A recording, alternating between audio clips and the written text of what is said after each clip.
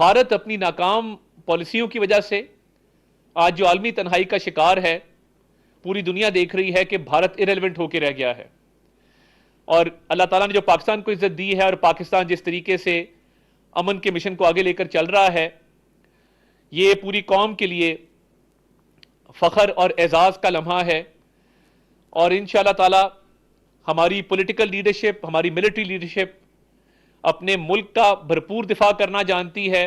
पूरी कौम पाक फौज के साथ खड़ी है और इस अज़म का हम अदा करते हैं आज के दिन कि हम अपने दिफा के लिए हर मुमकिन कदम उठाएंगे और मुल्क के दिफा के लिए हम मुत्तहिद हैं, हम एक हैं और पूरी कौम, पूरी हुकूमत अपनी फौज के पीछे खड़ी है।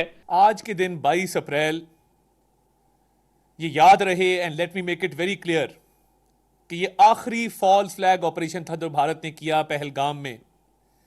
पहलगाम की आड़ में ऑपरेशन सिंदूर किया, जिसका फ़ौज पाकिस्तान ने मुंह तोड़ जवाब दिया मार्का हक में और ऑपरेशन बुनियानुम मरसूस में, और ये शिकस्त फाश हुई भारत को।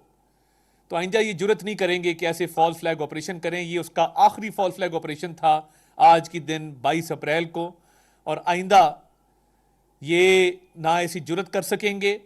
और इंशाअल्लाह ताला पाकिस्तान हमेशा अपने दिफा के लिए हर वो कदम उठाएगा जो पाकिस्तान के दिफा के लिए ज़रूरी है।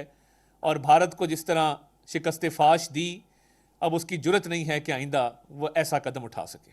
अल्लाह ताला ने पाकिस्तान को जो कामयाबी अता फरमाई मार्का हक में, पूरी कौम के लिए for all times to come, वो एक ऐसा मेडल है जो हमेशा पूरी कौम फख्र से अपने सीने पर सजा कर रखेगी।